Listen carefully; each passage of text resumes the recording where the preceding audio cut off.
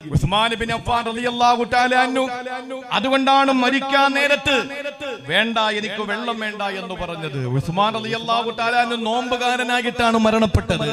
എങ്ങനെയായിരുന്നു മരണപ്പെട്ടത്?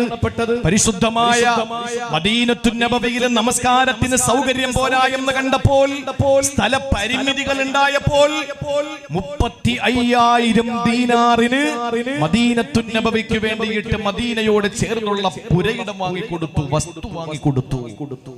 അവിടെ വിശ്വാസികൾക്ക് വെള്ളം കുടിക്കാൻ സൗകര്യപ്രദമായ കിണറില്ലാതെ വന്നപ്പോൾ 25,000 ദീനാറിന് ആ കിണറും കിണർ നിൽക്കുന്ന സ്ഥലവും വാങ്ങിക്കൊടുത്തു മദീനത്തുൻ നബവിക്ക്.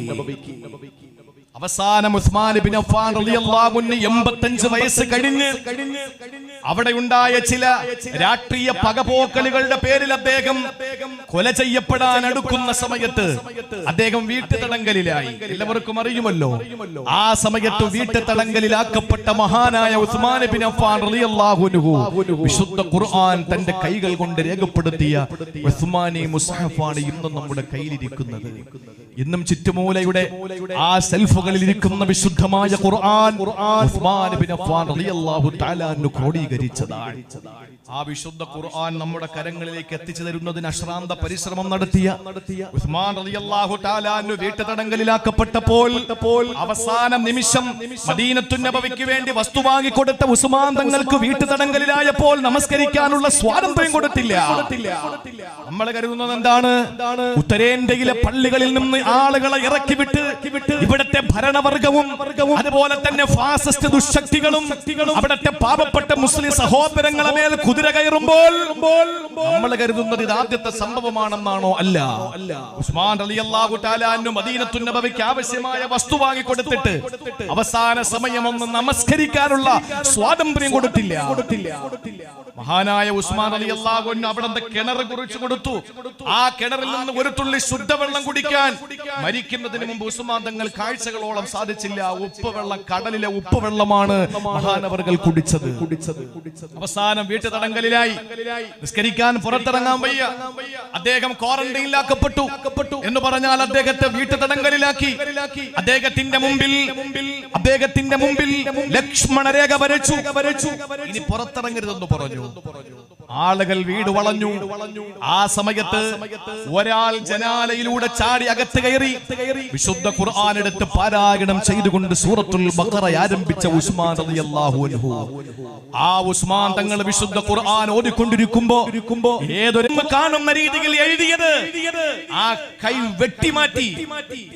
ആ സമയത്താണ് എന്നായത്തെത്തുമ്പോൾ ആ എന്ന കാഫിൽ അദ്ദേഹത്തിന്റെ മുസ്ഹഫിലെ ആ കാഫിൽ അദ്ദേഹത്തിന്റെ കൈ വെട്ടി മാറ്റപ്പെട്ട രക്തം ചീറ്റിത്തെറിക്കപ്പെട്ടു. ചിന്തിച്ചു നോക്കൂ, ആയിരുന്നു അന്ന്. ആ സമയത്ത് വെട്ടേറ്റ് പിടയുന്ന ഉസ്മാൻ റളിയല്ലാഹു തആല അൻഹുവിന്റെ നീനാതീതമായ ആ ഒരു കൊലപാതകം നടക്കുന്ന സമയത്ത് വെട്ടേറ്റ് പിടയുമ്പോൾ വീട്ടിലുണ്ടായിരുന്ന പ്രിയപ്പെട്ട കുടുംബക്കാര് വിളിച്ചിട്ട് പറഞ്ഞു, തങ്ങളച്ചു വെള്ളം തരാൻ, നിങ്ങൾ കുടിക്ക്. ഇത് നമ്മൾ കേൾക്കണം എന്റെ പ്രിയപ്പെട്ടവരെ, നിങ്ങൾ കുറച്ച് വെള്ളം കുടിക്ക്.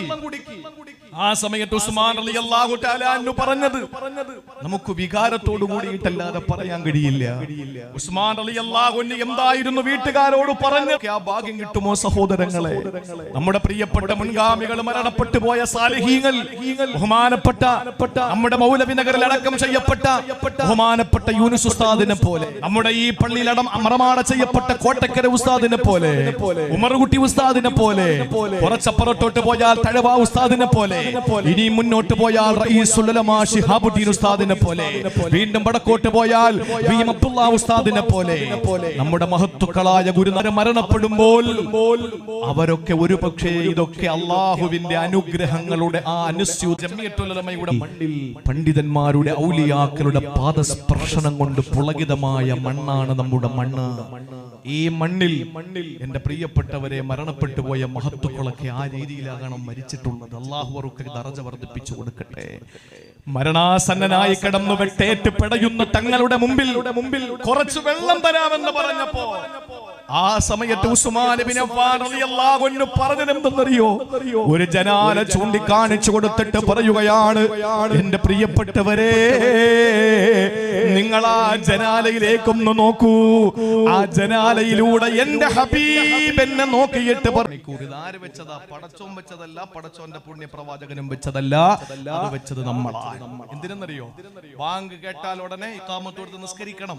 അതിനു മുമ്പ് 2 റക്അത്ത് അല്ലെങ്കിൽ 4 റക്അത്ത് റവാത്തിബ് നിസ്കാരം. ഇതാണ് ടൈം. പിന്നെ നമ്മൾ 15 മിനിറ്റ് വെച്ചത് എന്തിനാണ്?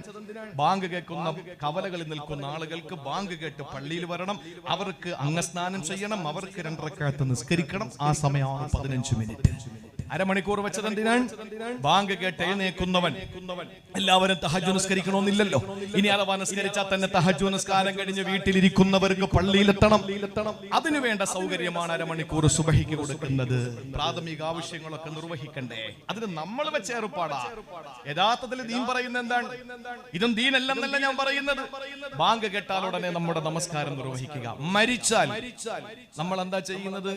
മരണപ്പെട്ടാൽ ദിവസങ്ങളോളം മയ്യത്ത് വെക്കുക. അത് മയ്യത്തിനോട് കാണിക്കുന്ന ഏറ്റവും വലിയ ക്രൂരതയാണ്. അത് നാട്ടിലെ വിപ്ലവകരമായ ഒരു മാറ്റം ഉണ്ടാക്കാൻ ആരും ശ്രമിക്കരുത്. കാരണം അത് ഫിത്നയിലും ഫസാദിലും എത്തപ്പെടും. അവരവരുടെ വീടുകളിൽ മരണപ്പെടുന്നവരെ അടക്കാൻ അവരവരങ്ങ് തീരുമാനിച്ചാൽ റാഹത്താകും, അല്ലേ?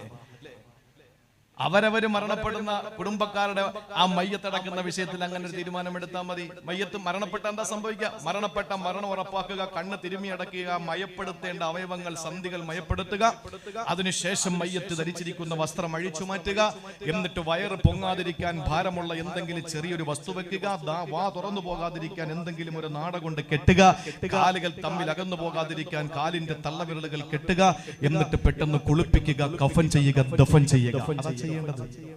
അതാണ് ഇസ്ലാമിക രീതി. പിന്നെ വെക്കുന്നത് എന്തിനാണ്? അമേരിക്കയിലുള്ള മകൻ വരട്ടെ, യൂറോപ്പിലുള്ള മോള് വരട്ടെ, ബഹ്റൈനിലുള്ള കൊച്ചാപ്പ വരട്ടെ, ജീവിച്ചിരിക്കുമ്പോൾ ആരെയും തിരിഞ്ഞു നോക്കുന്നവരാണോ ഇവര്? ആണോ?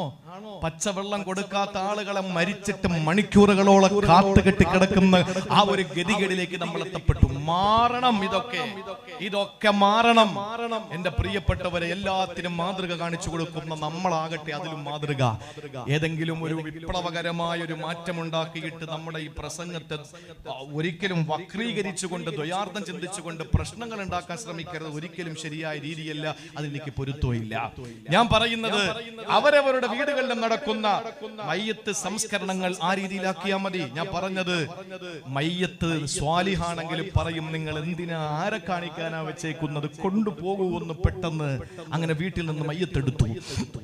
എടുത്തിട്ട് ഈ തിരുവീതിയിലൂടെ ലാ ഇലാഹ ഇല്ലല്ലാഹ്, ലാ ഇലാഹ ഇല്ലല്ലാഹ് എന്ന് പറഞ്ഞ് മയ്യത്ത് ചുറ്റുമൂല പള്ളിയുടെ പകത്തളത്തിലേക്ക് നിസ്കാരത്തിന് കൊണ്ടുവരുമ്പോ പതുക്കെ പോകുന്നവരോട് മയ്യത്ത് പറയുന്നു, ഒന്ന് വേഗത്തിൽ കൊണ്ടുപോകുവോ, പെട്ടെന്ന് എന്നെ ഖബറിലേക്ക് ഒന്ന് വെക്കുവോ, ഞാൻ ചെയ്ത അമലുകൾക്ക് അല്ലാഹു എനിക്ക് തരുന്ന പ്രതിഫലം ഞാൻ കൈനീട്ടി സ്വീകരിക്കട്ടെ എന്ന് പറഞ്ഞിട്ട് പള്ളിയിൽ കൊണ്ട് ചെല്ലുമ്പോഴാണ് പടച്ചവരെ ഇമാമിന്റെ സാമർത്ഥ്യം കാണിക്കാൻ പറ്റിയ അവസരം.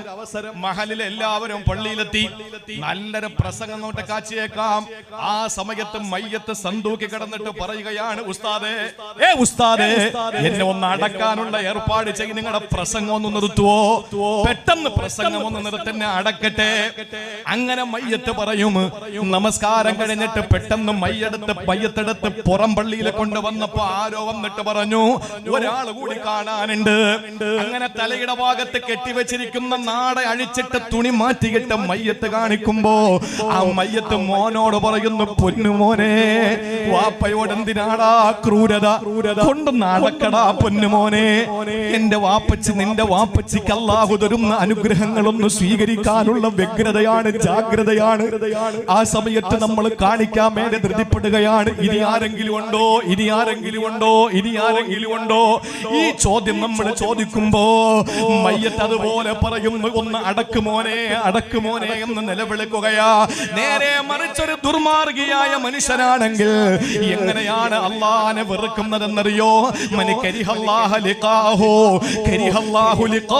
റബ്ബിനെ കണ്ടുമുട്ടാൻ വെറുക്കുന്നവനെ അള്ളാഹു കണ്ടുമുട്ടാൻ വെറുക്കുന്നെന്ന് പറഞ്ഞതെന്താണ്? മരിക്കാൻ കിടക്കുന്ന മനുഷ്യന് മോശക്കാരനാണെങ്കിൽ, അവന് പലിശക്കാരനാണെങ്കിൽ, അവന് കള്ളുകുടിയനാണെങ്കിൽ, അവന് മോശമായ ജീവിതം നയിച്ചവനാണെങ്കിൽ, എന്റെ ചെറുപ്പക്കാരെ, സിനിമാ നടന്മാരുടെ, സീരിയൽ നടന്മാരുടെ മോശപ്പെട്ട രീതി നമ്മൾ ആവാഹിച്ചുകൊണ്ട് നമ്മുടെ ജീവിതത്തെ തലമുടി വെട്ടുന്നത് അങ്ങനെയാക്കി, വസ്ത്രവിധാരണം അങ്ങനെയാക്കി, എല്ലാ ശൈലിയിലുമാണ് നീ ജീവിച്ചതെങ്കിൽ പൊന്നുമോനെ, മരണപ്പെടുന്ന സമയത്ത് അള്ളാന്റെ മലക്കുകൾ വന്ന് നിന്നോട് പടച്ചതവന്റെ ഏറ്റവും വലിയ മോശമായ ഭീകരതയെ പറ്റി കാണിച്ചു തരുകയാ. നരകത്തിന്റെ ചൂട് നിനക്ക് അനുഭവിച്ചു തരുകയാ. ആ സമയത്ത് നീ നിലവിളിക്കുന്നു, റബ്ബേ ഇതൊന്നൊരു ശിക്ഷയാണ് പടച്ചവരെ. അത് കേൾക്കാൻ നിന്റെ അടുത്ത് നിൽക്കുന്ന ഭാര്യയ്ക്ക് കഴിയുന്നില്ല. നിന്റെ തള്ളവിരലെന്ന് റൂഹ് പിടിക്കുകയാ. കല്ലാ ഇദാ ബലഗതി തറാഖിയ വഖീല മൻ റാഖ വظن أنه الفراق والتفت الساق بالساق. അല്ലാഹു പറയുകയാണ്, കല്ലാ നീ ഉദ്ദേശിക്കും പോലെ അല്ലടാ കാര്യങ്ങൾ.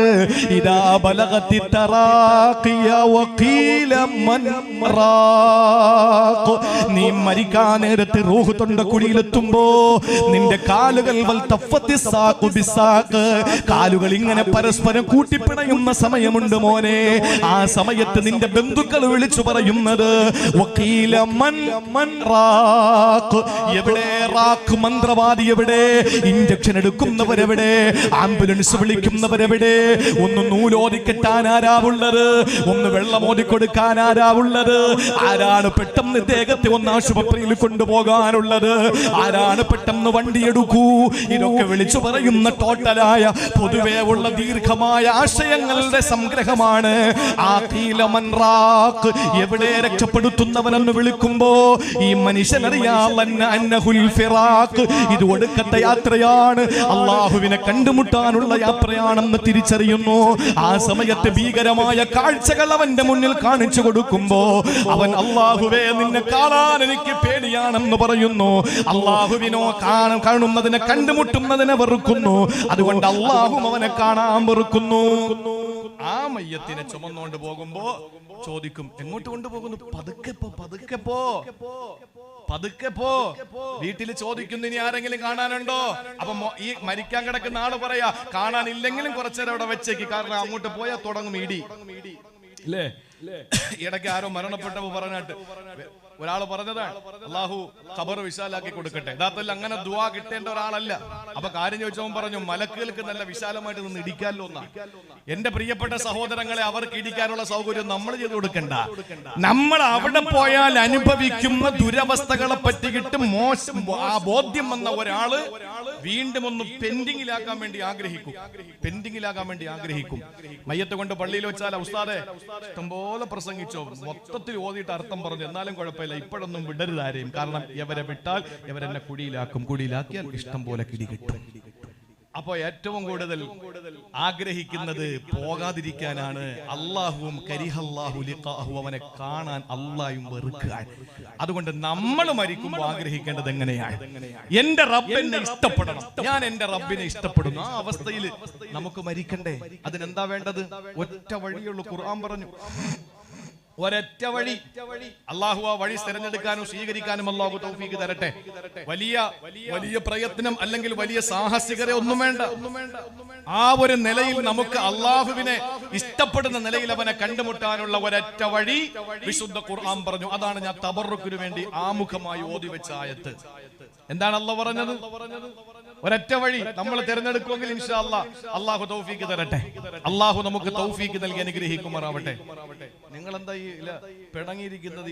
നിങ്ങൾ ഇരിക്കണ കോവിഡൊക്കെ ഞാനാ പരത്തിയെന്ന് തോന്നുന്നില്ല. ഒന്നാമീൻ പറയും അള്ളാഹു നമുക്ക് അതിനുള്ള തൗഫീക്ക് തരട്ടെ. അവനെ ഇഷ്ടപ്പെടുന്ന നിലയിൽ മരിക്കാൻ അള്ളാഹു തൗഫീക്ക് തരട്ടെ. അതിന് ഒറ്റ വഴിയേ ഉള്ളൂ. അത് അള്ളാഹ് തന്നെ പഠിപ്പിച്ചു. എന്താണ്? ഖുൽ, നബി അങ്ങ് പറയ്, പറഞ്ഞു കൊടുക്ക്, ഇൻകുന്തും തുഹിബ്ബൂനല്ലാഹ്, നിങ്ങൾ അള്ളാഹനെ ഇഷ്ടപ്പെടുന്നെങ്കിൽ, അങ്ങനെയാണല്ലോ മരിക്കേണ്ടത്. അള്ളാഹനെ ഇഷ്ടപ്പെടുന്നെങ്കിൽ എന്താണ് നിങ്ങൾക്കുള്ള വഴി എന്നറിയോ? നബി അങ്ങ് പറഞ്ഞു കൊടുക്കുക, ഫത്തബിഊനി, എന്നെ പിൻപറ്റാ പറയൂ നബിയേ. വ്യക്തി ജീവിതമാണെങ്കിൽ, കുടുംബ ജീവിതമാണെങ്കിൽ, സാംസ്കാരിക ജീവിതമാണെങ്കിൽ, സാമൂഹ്യ ജീവിതമാണെങ്കിൽ, രാഷ്ട്രീയ ജീവിതമാണെങ്കിലും, ഏത് ജീവിതമാണെങ്കിൽ, അടുക്കള മുതൽ അന്താരാഷ്ട്രം വരെ, കുറ്റിച്ചൂല് പിടിക്കുന്നത് മുതൽ സിംഹാസനത്തിലിരുന്ന് ചെങ്കോല് പിടിക്കുന്നത് വരെ, അധികാരത്തിന്റെ ഇന്ദ്രപ്രസ്ഥത്തിൽ ഇരിക്കുന്നത് മുതൽ ബാത്റൂമിൽ ഇരിക്കുന്നത് വരെ, തുപ്പുന്നത് മുതൽ നമ്മുടെ ജീവിതത്തിലെ ഏറ്റവും വലിയ പ്രവർത്തനങ്ങൾ വരെ എങ്ങനെയാകണമെന്ന് നമുക്ക് പഠിപ്പിച്ചു തന്നതാരാ? പ്രാക്ടിക്കലായി നമുക്ക് കാണിച്ചു തന്നതാരാ? ലോകത്ത് നമുക്ക് നമ്മുടെ ജീവിതത്തിന്റെ സർവസ്വമായി മാറിയ എല്ലാം നമുക്ക് പഠിപ്പിച്ചു തന്ന നമ്മുടെ നായകൻ നബി മുഹമ്മദ് മുസ്തഫ സല്ലല്ലാഹു അലൈഹി വസല്ലമ തങ്ങളെ പിൻപറ്റലല്ലാതെ വേറെ മാർഗങ്ങളില്ല. അതുകൊണ്ട് ചെറുപ്പക്കാരോടായി എനിക്ക് പറയാനുള്ളത്, എന്റെ ചെറുപ്പക്കാരെ, ചോരപ്പിളപ്പിന്റെ പ്രായമാണ്. രക്തം ഇങ്ങനെ സിരകളിലൂടെ ചുടുനിണങ്ങൾ ഇങ്ങനെ തീവ്രമായ നിലയിൽ ഓടിക്കൊണ്ടിരിക്കുന്ന സമയമാ. നിങ്ങളുടെ തീവ്രത കാണിക്കേണ്ടത് ഇസ്ലാമിന്റെ സംസ്ഥാപനത്തിന് വേണ്ടിയാകട്ടെ. നിങ്ങളുടെ തീവ്രത കാണിക്കേണ്ടത് ഇസ്ലാമിന്റെ ഉന്നതിക്ക് വേണ്ടിയാകട്ടെ. എന്റെ ചെറുപ്പക്കാര് പാൻപരാഗിന് അടിമപ്പെട്ടു പോകല്ലേ, അതുപോലെ ഹാൻസിന് അടിമപ്പെട്ടു പോകല്ലേ, മദ്യത്തിനും മദിരാശിമാർക്കും അടിമപ്പെട്ടു പോകല്ലേ, അതുപോലെ തന്നെ ഒരിക്കലും നമ്മുടെ ജീവിതത്തിൽ പാടില്ലാത്ത പ്രവർത്തനങ്ങളെ കൊണ്ടുവരല്ലേ. ജീവിതത്തിൽ മുടിവെട്ടുന്നതിന് പോലും ഹബീബായ നബി തങ്ങളെ മാതൃകയാക്കാൻ നമുക്ക് കഴിയണം. എന്റെ പ്രിയപ്പെട്ടവരെ, മുടിവെട്ടാതെ ഭ്രാന്തന്മാരെ പോലെ നടന്ന ഒരു മനുഷ്യനുണ്ടായിരുന്നു. അങ്ങനെ നിങ്ങൾക്കും വേണമെങ്കിലാകാം, പക്ഷെ ആ പേരിലാകണമെന്ന് മാത്രമേ ഉള്ളൂ. അല്ലാതെ ഫുട്ബോൾ താരത്തിന്റെ, വോളിബോൾ താരത്തിന്റെ, ക്രിക്കറ്റ് താരത്തിന്റെ, സീരിയൽ നടിമാരുടെ, നടന്മാരുടെ, സിനിമാ നടന്മാരുടെ മോഡലിൽ നിങ്ങൾ മുടിവെട്ടാതെ നിങ്ങൾ നടന്നാൽ, നിങ്ങൾ മറ്റുള്ള മോശമായ പ്രവർത്തനങ്ങളിലൂടെ നടന്ന പൊന്നുമോനെ, പടച്ചവനെ നിങ്ങൾക്ക് നല്ല പോലെ കാണാൻ പറ്റൂല. അന്ന് പ്രസംഗിക്കാൻ പ്രഭാഷകരുണ്ടാവൂല, സംഘടിപ്പിക്കാൻ സംഘാടകരുണ്ടാവൂല, നിങ്ങളെ സഹായിക്കാൻ ലോകപ്പരി ശക്തികളും വരൂല. അതുകൊണ്ട് നിങ്ങൾ ചെയ്യേണ്ടത് ഇപ്പൊ റസൂലുള്ളാഹിനെ പിൻപറ്റലാണ്. എവിടെയാണ് ഒരു സഹാബി, ആ സഹാബിയുടെ ശിരസിൽ റസൂലുള്ള ഇങ്ങനെ അങ്ങ് തലോടുകയുണ്ടായി. നബി തങ്ങൾ ശിരസിൽ ഇങ്ങനെ തലോടിയപ്പോൾ മഹാനായ അബൂ മഅ്ദൂർ റളിയല്ലാഹു അൻഹു അദ്ദേഹം പറഞ്ഞു, ഇല്ല, ഞാൻ എന്റെ റസൂൽ സ്പർശിച്ച മുടി ഇനി വെട്ടൂല, എന്റെ ഹബീബ് സ്പർശിച്ച രോമം ഇനി ഞാൻ മുറിച്ച് കളയൂല. കാരണം എന്റെ ഹബീബ് തൊട്ട ഭാഗങ്ങൾ സ്വർഗത്തിലല്ലേ പോകുന്നത്, ഒരിക്കലും നരകത്തിൽ പോകൂലല്ലോ. അതുകൊണ്ട് ഞാൻ ഇനി മുടി വെട്ടൂല എന്ന് പറഞ്ഞ് മുടി ഭ്രാന്തന്മാരെ പോലെ നീട്ടി വളർത്തിയ അബൂ മഅ്ദൂർ റളിയല്ലാഹു തആല പ്രണയത്തിന്റെ പേരിലാ, പിൻപറ്റലിന്റെ പേരിലാ. അതുകൊണ്ട് പ്രിയപ്പെട്ടവരെ, നമുക്ക് പിൻപറ്റാ. എന്റെ സഹോദരിമാരോട് ഞാൻ പറയുകയാ, നിങ്ങൾക്കും റസൂലുള്ളാഹിയിൽ മാതൃകയുണ്ട്. ഒരു പെണ്ണായ സഹജമായി നിങ്ങൾക്കൊരു സംശയമുണ്ടാകാം, ഒരു സ്ത്രീയായ എനിക്ക് എങ്ങനെയാണ് എന്റെ ഹബീബിൽ മാതൃക വരുന്നത്, ഒരു പെണ്ണായ എനിക്ക് എങ്ങനെയാണ് എന്റെ റസൂലിൽ മാതൃക വരുന്നത്. അതുകൊണ്ടാണ് ആയിഷ ബീബി റളിയല്ലാഹു അൻഹയുടെ പ്രായം മുതൽ അങ്ങ് സഫിയ റളിയല്ലാഹു അൻഹയുടെ, സൗദ റളിയല്ലാഹു അൻഹയുടെ പ്രായം വരെയുള്ള വ്യത്യസ്തമായ പ്രായത്തിലുള്ള നിരവധി ഭാര്യമാരെ അല്ലാഹുവിന്റെ ഹബീബ് വിവാഹം കഴിച്ചത് എന്തിന്റെ പേരിലാ? ഇന്ന് പാശ്ചാത്യം പറയുന്നത് പോലെ റസൂലുള്ള സ്ത്രീലംബടനായത് കൊണ്ടല്ല. വിവരദോഷികളായ പാശ്ചാത്യന്റെ കറുത്ത വെള്ള പേപ്പറിലെ കറുത്ത മഷികൾ കൊണ്ട് എഴുതപ്പെട്ട, കറുത്ത കരങ്ങൾ പ്രവർത്തിച്ച, കറുത്ത ഹൃദയമുള്ള പാശ്ചാത്യന്റെ എഴുത്തിൽ എന്റെ ഹബീബ് സ്ത്രീലംബടനാണെന്ന് എഴുതി പിടിപ്പിച്ചപ്പോ കേരളത്തിൽ തന്നെ പല പ്രമുഖന്മാരും റസൂലുള്ളാഹിനെ ആക്ഷേപിക്കുമ്പോ അവരൊക്കെ ആക്ഷേപിച്ചോട്ടെ. നാളെ ഒരു സമയത്ത് അവരുടെ വായിലൂടെ അശ്ഹദു അല്ലാ ഇലാഹ ഇല്ലല്ലാഹ്, അശ്ഹദു അന്ന മുഹമ്മദർ റസൂലുള്ളാഹ് എന്ന വിശുദ്ധമായ ഷഹാദത്തിന്റെ വാചകങ്ങൾ വരുമെന്നുള്ളതിൽ സംശയമില്ല. എന്ന് കളിയാക്കിയവര് അല്ലാഹുവിന്റെ ഹബീബിനെ വാരിപ്പുണർന്നവരാ. ഈ വോണ്ടർട്ടിലിയെ പോലെ, ഹീദർ മാത്യൂസിനെ പോലെ, കേസീസ് ക്ലേയെ പോലെ, അതുപോലെ യൂസുഫുൽ ഇസ്ലാമിനെ പോലെ അദ്ദേഹം കാച്ചീവനായിരുന്നല്ലോ. കമലാസുര എന്ന മാധവിക്കുട്ടിയെ പോലെ ഇസ്ലാമിനെ വാരിപ്പുണർന്ന എപ്രായിരക്കണക്കിന് വിശുദ്ധരന്മാരാ, ചിന്തകന്മാരാ, എഴുത്തുകാരാ, കവികളാ, തത്വജ്ഞാനികളാ, ഇവരെല്ലാം ഹബീബിനെ വിമർശിച്ചവരായിരുന്നല്ലോ. ഫിത്ന എന്ന സിനിമ ഇറക്കിയിട്ട് അതിന് വെള്ളവും വളവും കൊടുത്തിട്ട് അള്ളാന്റെ ഹബീബിനെ പറ്റി മോശമായി എഴുതിയ ആള്, പ്രതികരണങ്ങൾ ഉണ്ടായപ്പോൾ, പ്രതിഷേധങ്ങൾ ഇങ്ങനെ വന്നപ്പോൾ എന്തുകൊണ്ട് ഇങ്ങനെ പ്രതിഷേധിക്കുന്നു എന്ന് ചിന്തിച്ചോ. ആ സമയത്ത് റസൂലുള്ളാഹിനെ പറ്റി പഠിക്കാൻ തീരുമാനിച്ചു. അങ്ങനെ റസൂലുള്ളാഹിനെ പറ്റി പഠിച്ചപ്പോൾ അറിയാതെ അവർ പറഞ്ഞു പോയി അശ്ഹദു അല്ലാ ഇലാഹ ഇല്ലല്ലാഹ് വഅശ്ഹദു അന്ന മുഹമ്മദർ റസൂലുള്ളാഹ്. എന്നിട്ട് അദ്ദേഹത്തിന്റെ വികാരം അടങ്ങുന്നില്ല. ഹൃദയം ഇങ്ങനെ പടയ്ക്കുകയാ, നെഞ്ചകം ഇങ്ങനെ തുടിക്കുകയാ. അദ്ദേഹം ഇവിടെ നിന്ന് കയറി എങ്ങോട്ടാ? ഹബീബായ നബി കിടക്കുന്ന മദീനത്തുൻ നബവിയിലെ ഖുബ്ബത്തുൽ ഖളറാഇന്റെ മുന്നിൽ ചെന്നിട്ട് പറഞ്ഞു, യാ റസൂലല്ലാഹ് ഖുദ് ബിയദി യാ ഹബീബല്ലാഹ് ഖുദ് ബിയദി, എന്റെ കൈയൊന്ന് പിടിക്കൂ നബിയേ, എന്ന് ഒന്ന് ചേർത്ത് നിർത്തൂ നബിയേ എന്ന് പറഞ്ഞിട്ട് അല്ലാഹുവിന്റെ ഹബീബിന്റെ മുമ്പിൽ ചെന്ന് ഹബീബായ നബി തങ്ങളോട് നേരിട്ട് സലാം ചൊല്ലിയിട്ട് അല്ലാഹുവിന്റെ ഹബീബിനോട് പൊരുത്തം ചോദിച്ചിട്ട് മടങ്ങി വന്നു. പള്ളികളുടെ മിനാരങ്ങളൊക്കെ വലിയ പ്രശ്നമാണെന്ന് പറഞ്ഞു നടക്കുന്ന ആളുകള് അവസാനം ഇന്ന് ഇസ്ലാമിലേക്ക് വന്നിട്ട് ഇന്ത്യ രാജ്യത്തെ അല്ലെങ്കിൽ പാശ്ചാത്യ ലോകത്തെ അല്ലെങ്കിൽ ലോകത്തിലെ ഏറ്റവും വലിയ മിനാരമുള്ള പള്ളി വെച്ച് കൊടുക്കാൻ നടക്കുകയാ. ഇസ്ലാമിനെതിരെ എന്തെല്ലാം ആക്ഷേപങ്ങൾ പറഞ്ഞിട്ടുള്ളവരും ആക്ഷേപങ്ങൾ തെറ്റായിരുന്നു എന്ന് സമ്മതിച്ചിട്ട് ഇസ്ലാമിനെ വാരിപ്പുണർന്ന ചരിത്രം ഇന്നലെ സാക്ഷിയാ, വർത്തമാനകാല സാക്ഷിയാ, ഇൻഷാ അല്ലാഹ് ഭാവിയും സാക്ഷിയാ. ഞാൻ പറഞ്ഞു വന്നത് നബി തങ്ങളുടെ പ്രിയപ്പെട്ട ഭാര്യമാരെ പറ്റി വിമർശിക്കുന്നവരോട് ആക്ഷേപിക്കുന്നവരോട് പറയാനുള്ളത് എന്തുകൊണ്ടെന്നറിയോ? എന്റെ റസൂലുള്ള പ്രായം കുറഞ്ഞ ആയിഷയെ വിവാഹം കഴിച്ചതെന്തിനാ? പ്രായം കൂടിയ സൗദയെ വിവാഹം കഴിച്ചതെന്തിനാ? വേറൊന്നിനുമല്ല. ഓരോ പ്രായത്തിലുള്ള സ്ത്രീകൾക്ക് ആ പ്രായത്തിലുള്ള സ്ത്രീകളാകുന്ന ഉമ്മഹാത്തുൽ മുഅ്മിനീങ്ങളാകുന്ന മഹിളാരത്നങ്ങളുടെ പാരമ്പര്യം അത് ജീവിതത്തിൽ പ്രാവർത്തികമാക്കാൻ വേണ്ടിയായിരുന്നു. അങ്ങനെയാണ് വിവിധ പ്രായത്തിലുള്ള ഭാര്യമാരെ വിവാഹം കഴിച്ചത്. അവരുടെ ചാപല്യങ്ങൾ, അവരുടെ വികാരങ്ങൾ, അവരുടെ വിചാരങ്ങൾ ഇതെല്ലാം ഇന്നത്തെ ഉമ്മത്തിലെ സ്ത്രീകൾക്ക് മാതൃകയാണ്. ആ മാതൃകയാകാൻ വേണ്ടിയിട്ടാണ് പല രീതിയിലുള്ള പല പ്രായത്തിലുള്ള സ്ത്രീകളെ വിവാഹം കഴിച്ചത്. അത് സമ്മതിക്കുന്നുണ്ട് ഇന്ന് ലോകം. നിങ്ങൾ ആലോചിച്ചു നോക്കൂ എന്റെ പ്രിയപ്പെട്ടവരെ, നമുക്ക് നമ്മുടെ ഹബീബിനെ പിൻപറ്റാം. ഫത്തബിഊനി, നമ്മുടെ ഹബീബിനെ പിൻപറ്റുക. ഞാൻ ദീർഘമായി പ്രസംഗിക്കുന്നില്ല. അള്ളാഹു നമുക്ക് ചിന്തിക്കാനുള്ള തൗഫീക്ക് നൽകി അനുഗ്രഹിക്കുമാറാവട്ടെ. ഇനി ആകെ നമുക്ക് അനുവദിച്ചിട്ടുള്ള 3/4 മണിക്കൂറാ. അതിനിടയിൽ ദുആയും നടക്കണം, ബാക്കി കാര്യവും പറയണം. അള്ളാഹു നമ്മുടെ ജീവിതം നന്നാക്കി തരട്ടെ. അള്ളാഹു നമ്മുടെ ജീവിതം നന്നാക്കി തരട്ടെ. ദുആക്ക് ഇജാബത്തുള്ള മണ്ണാണ്, ദുആക്ക് ഇജാബത്തുള്ള നാടാണ്. അള്ളാഹു അത് എന്നും ഈ പ്രശസ്തി അള്ളാഹു അതിന്റെ കൊടുമുടിയിൽ എത്തിക്കുമാറാവട്ടെ. എന്റെ പ്രിയ സഹോദരങ്ങളെ, അതുകൊണ്ട് അള്ളാഹുവിനെ ഇഷ്ടപ്പെടാൻ നബിതങ്ങളുടെ ഇത്തിബാഅ് സുന്നത്ത് നമുക്ക് മുറുകെ പിടിക്കാം. എന്തിലാ മാതൃകയില്ലാത്തത്? അല്ലേ? നമ്മുടെ ഇതിന്റെ മുഖ്യ പ്രവർത്തകനായ റമീസ് എന്നല്ലേ അദ്ദേഹം പറഞ്ഞു, അദ്ദേഹം കശാപ്പ് നടത്തുന്ന ആളല്ലേ? ലോകത്ത് കശാപ്പ് നടത്തുന്ന ആളുകൾക്ക് റസൂലുള്ള മാതൃകയാണ്. ഒരു ദിവസം ആടിനെ ഉരിച്ചുകൊണ്ട് നിൽക്കുന്ന ഒരു സഹാബി, അതിന്റെ തോല് നീങ്ങുന്നില്ല, അതിന്റെ തോല് മാംസത്തിൽ നിന്ന് വിട്ടുമാറുന്നില്ല. നബി തങ്ങൾ ഇങ്ങോട്ട് വന്നിട്ട് തന്റെ ജുബ്ബ കമീസ് അതങ്ങോട്ട് മാറ്റിയിട്ട് ആ സഹാബിയോട് പറഞ്ഞു, ഇതാ നോക്കിക്കോളാൻ പറഞ്ഞു. എന്നിട്ട് വലത് കൈ ആ മാംസത്തിന്റെയും തോലിന്റെയും ഇടയിലേക്കിട്ട് മുന്നിലോട്ടും പിന്നിലേക്കും വീശിയപ്പോൾ ആ തുകൽ ഉരിഞ്ഞു വന്നു എന്ന് ചരിത്രം രേഖപ്പെടുത്തുന്നു. ഇവിടത്തെ കശാപ്പുകാർക്ക് മാതൃകയാണ് നബി മുഹമ്മദ് മുസ്തഫ. ഇന്നിപ്പോ ഓരോന്ന് ഞങ്ങളുടെ ഹബീബ് ഞങ്ങളെ പഠിപ്പിച്ചത്, ഞങ്ങളുടെ ഹബീബ് ഞങ്ങളെ പഠിപ്പിച്ചത്, ഞങ്ങളുടെ മുത്ത് ഞങ്ങളെ പഠിപ്പിച്ചത് എങ്ങനെ തുപ്പണമെന്നാ ഞങ്ങളെ പഠിപ്പിച്ചത്. മുന്നോട്ടും വലത്തോട്ടും തുപ്പാൻ പാടില്ല, ഇടതുഭാഗത്തും പിൻഭാഗത്തെ തുപ്പാൻ പാടുള്ളൂ എന്ന് ഞങ്ങളെ പഠിപ്പിച്ചത് ഞങ്ങളുടെ നേതാവാ. മറ്റ് സമുദായക്കാർ നിസ്സാരമായി കാണുന്നത് പോലും ഞങ്ങളുടെ ഹബീബ് അത് വലിയ ഇബാദത്തായി ഞങ്ങളെ പഠിപ്പിച്ചു. അത് ഞങ്ങൾ ഇന്നും പ്രാവർത്തികമാക്കിക്കൊണ്ടിരിക്കുന്നു. ലോകത്ത് അങ്ങനെ ഒരു നേതാവ് വേറെ ആരാ ഉള്ളത്? അതുകൊണ്ട് പിൻപറ്റുക, നബിതങ്ങളെ പിൻപറ്റുക. ആ നബിതങ്ങളെ പിൻപറ്റിയാൽ അള്ളാഹുവിനോടുള്ള ഇഷ്ടം നമുക്കുണ്ടാകും. അള്ളാഹു അതിന് തൗഫീക്ക് നൽകി അനുഗ്രഹിക്കുമാറാവട്ടെ. അതുകൊണ്ട് ഒരു ദുആ എന്റെ പ്രിയപ്പെട്ട രക്ഷകർത്താക്കൾക്ക്, നിങ്ങളുടെ ഭക്ഷണം തന്ന് നിങ്ങളുടെ പൈസ തന്ന് ഞാൻ ആദ്യമായിട്ട് ഞാൻ തുറന്നു പറയുന്ന ആളാ. എനിക്ക് അതിന്റെ പേരിൽ എന്തൊക്കെ തകർന്നാലും എന്തൊക്കെ എനിക്കതൊരു പ്രശ്നമില്ല. അത് ഞാൻ അഹങ്കാരത്തോട് പറയുന്നതല്ല.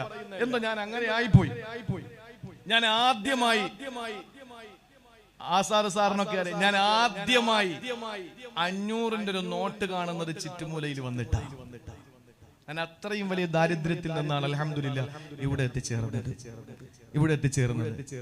എന്നോട് എപ്പോഴും പറയും വാഹിദക്കായും ഒക്കെ ഒരുപാട് പേര് പറയുമായിരുന്നു വീട് വെക്കണം. അന്ന് എന്റെ വീട് കണ്ടിട്ട് എന്റെ നാട്ടുകാരായ ചുറ്റുമൂലക്കാർ കരഞ്ഞിട്ടുണ്ട്, എന്നോട് പറഞ്ഞിട്ടുണ്ട് നിനക്കൊരു വീട് വേണം മോനെ എന്ന്. അന്നൊക്കെ എനിക്ക് ഇപ്പോഴും ഓർമ്മയുണ്ട്. അന്ന് ഉസ്താദ് കാണാതെ ഞാനൊരു മൊബൈൽ ഉപയോഗിക്കുമായിരുന്നു. അത് പിന്നീട് പലരും ഉസ്താദിനോട് പറഞ്ഞപ്പോൾ ഉസ്താദ് പറഞ്ഞു ഞാൻ പലപ്പോഴും അറിഞ്ഞിട്ടുണ്ട്, കമ്മിറ്റിക്കാർ തന്നെ എന്നോട് പറഞ്ഞിട്ടുണ്ട് നിന്റെ മൊബൈൽ ഉണ്ട്, പിന്നെ ഞാൻ നിന്നെ പറയാത്തതാന്ന് പറഞ്ഞു. ആ സമയത്തും എന്നോട് കാവില് വാഹിദൊക്കെ പറഞ്ഞിട്ടുണ്ട് ഇന്ന് നീ ഒരു മിസ് കോൾ അടിച്ചാൽ മതി ഞാൻ വിളിച്ചോളാം, പിന്നെ നീ എന്നെ വിളിക്കുന്നൊരു കാലം വരും അന്ന് വിളിച്ചാൽ മതി എന്ന് പറഞ്ഞു. ഇല്ലേ? വളരെ ശരിയാണ്. ഞാൻ പറയുന്നത് എന്റെ പ്രിയപ്പെട്ട സഹോദരങ്ങളെ, അള്ളാഹു ഈ നിലയിൽ എത്തിച്ചു തന്നു. എനിക്ക് ആദ്യമായി ഞാൻ നല്ല ഭക്ഷണം കഴിച്ചത് ഈ മണ്ണിൽ വന്നതിന് ശേഷമാണ്.